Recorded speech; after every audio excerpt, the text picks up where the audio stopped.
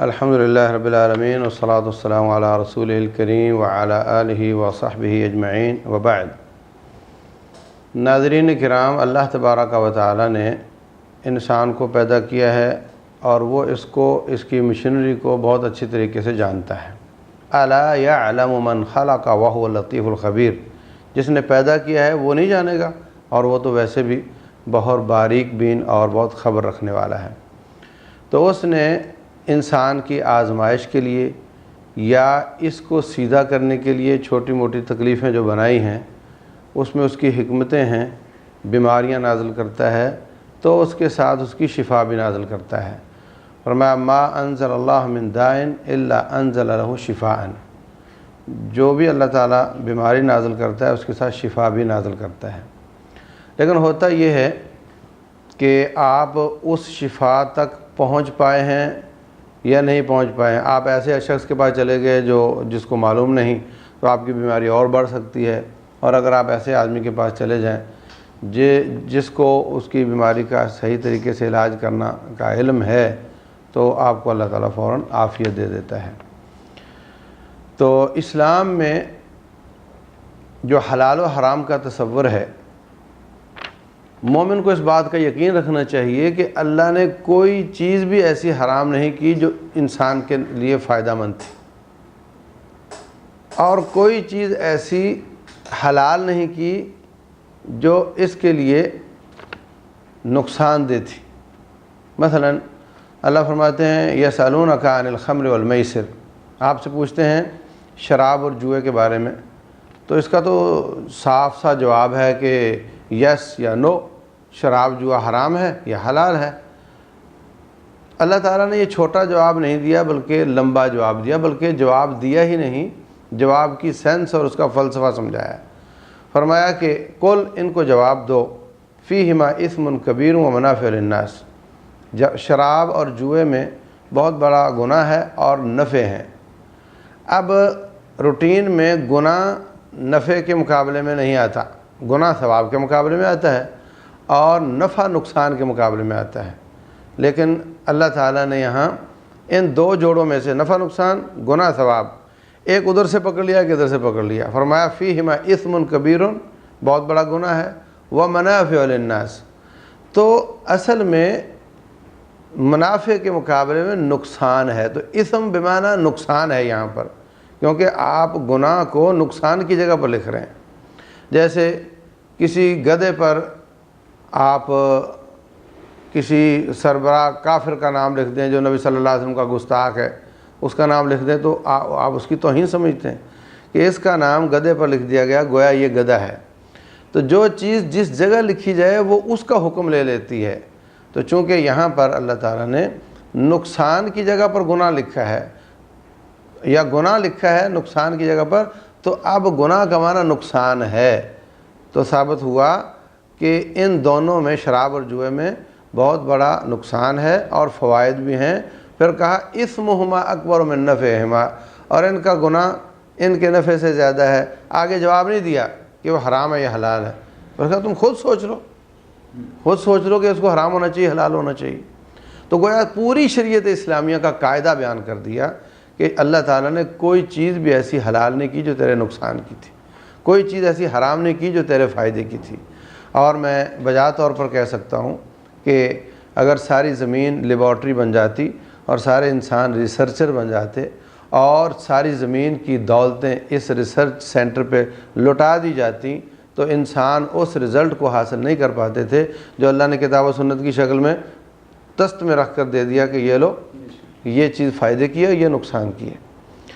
تو اب اگر ایک مومن کو اپنے اللہ اور اس کے رسول صلی اللہ علیہ وسلم پر یہ ایمان اور یقین اور اعتماد نہیں کہ جس سے وہ منع فرما رہے ہیں وہ میرے نقصان کی ہے، جس کو وہ اجازت دے رہے ہیں وہ میرے فائدے کی ہے، تو پھر اس کو مومن بننے کی کوئی اس کو ضرورت نہیں ہے۔ روٹین میں یہ دیکھا جاتا ہے کہ ڈاکٹر صاحب کہتے ہیں یہ کام نہیں کرو تو فوراً عمل ہو جاتا ہے، اور اللہ اس کے رسول وہی کام فرما رہے ہوں کب سے اس پر عمل نہیں کیا جاتا، کیونکہ ہمارا پوری طریقے سے ایمان اور یقین اور اعتماد نہیں ہے۔ ڈاکٹر پر زیادہ اعتماد کرتے ہیں ہم۔ تو ہمارے اس پوری سیریز میں جو ہم آج شروع کرنے جا رہے ہیں، انشاءاللہ ہم کوشش کریں گے کہ بیماریوں کے اسباب کو گناہوں سے جوڑیں اور شفا کے اسباب کو ثواب اور جن کو اللہ تعالیٰ نے جائز اور جن کو عبادات قرار دیا ان کے ساتھ جوڑیں، تاکہ جو طریقہ عوام سمجھتی ہے میڈیکل کا، اس کے ذریعے ہی اسلام بھی سمجھا جائے، تاکہ لوگوں کو اسلام بھی سمجھ آئے اور ان کو بیماریوں سے شفا کا بھی ایک ہم ذریعہ بن سکیں۔ یاد رکھو، اسلام بیمار کی شفا پر اتنا کام نہیں کرتا جتنا اس کو بیماری سے بچانے پر کام کرتا ہے۔ مثلا ایک شخص آپ کی ٹانگ توڑ کر آپ کو 1.5 لاکھ روپیہ دے دے آپریٹ کرنے کے لیے، اور دوسرا آپ کی ٹانگ ٹوٹنے سے بچانے پر محنت کرے، تو کس کا احسان زیادہ ہوگا؟ تو لا محالہ جس نے ٹوٹنے ہی نہیں دی اس کا احسان زیادہ ہوگا۔ تو اللہ تبارک و تعالی بیمار ہونے سے بچاتا ہے کہ بیمار ہو ہی نہ، انسان بیمار ہو ہی نہ۔ ایسا ماحول نیچرل اور فطری اور قدرتی ماحول میں جینے کا اللہ تعالیٰ بتاتا ہے۔ اسلام پورا اس بات کے اوپر گواہ ہے۔ نبی صلی اللہ علیہ وسلم ان کے ساتھیوں کی زندگیاں گواہ ہیں، نہایت سادہ، بالکل فطری طریقے سے کھاتے رہتے سوتے جاگتے تھے، کہ وہ طریقہ اور وہ سٹائل ہی ایسا تھا کہ انسان بیماریوں سے دور رہتا تھا۔ اور ہم جس طریقے سے جس قدر فطرت سے دور ہوتے چلے جا رہے ہیں اتنا ہی ہمارے اندر بیماریاں بڑھتی چلی جا رہی ہیں۔ اور دوسرا اس سے بڑا نقصان یہ ہے کہ ہم سادہ اور فطرت کے ساتھ جب رہتے تھے تو اصل فوکس ہمارا آخرت پر ہوتا تھا، اور جب سے ہم تکلفات میں آئے ہیں اس کے بعد سے ہماری زندگی کا فوکس زندگی گزارنے پر ہو گیا ہے، نہ کہ آخرت پر۔ اب ایک عورت ہے بیچاری آدھے سے زیادہ دن کچن میں کیوں گزارتی ہے؟ ہم تو لسی کے ساتھ کھانا کھا لیا کرتے تھے، اچار کے ساتھ کھا لیا کرتے تھے، سادہ زندگی تھی۔ پھر وہ چلی جاتی لانڈری میں، روزانہ ہم نے کپڑے چینج کرنے ہیں اور وہ استری ہونے چاہیے۔ یہ سب تکلفات ہیں جو کہ اس زمانے میں نہیں تھے۔ تو زیادہ فوکس زندگی کا آخرت پر تھا، آخرت بچانا، ایمان بچانا، زندگی میں آخرت کو، جنت کو کمانا اس پر تھا۔